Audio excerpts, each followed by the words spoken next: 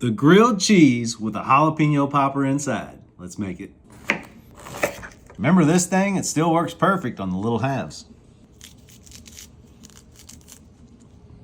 Squeezable cream cheese, I like it. Now you just gotta give it a squeeze, just like that. Now we're gonna add a little bit of seasoning. How about the Dano's Primo? That's the gray silver platinum type. Now simply roll your jalapeno, get it all wrapped up nice and tight in your bacon. Last step, a little more Primo. Now let's go throw these on our smoker. Check out my new smoker, pretty fancy. So now we're just gonna lock it in, let it cook in our Mammoth.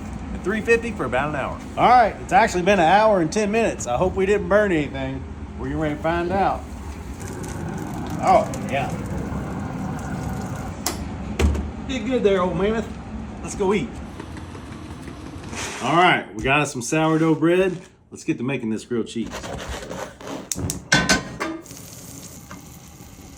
That's our top piece.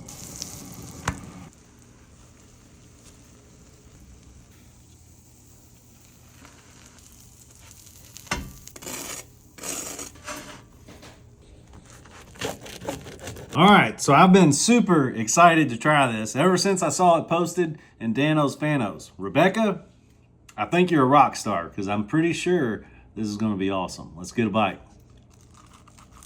Oh my goodness. Jalapenos on grilled cheese is one of my favorite things. But to actually smoke the jalapeno with the cream cheese and the bacon and throw that in the middle of a grilled cheese, that is amazing, my friends. Yum, yum, get you some.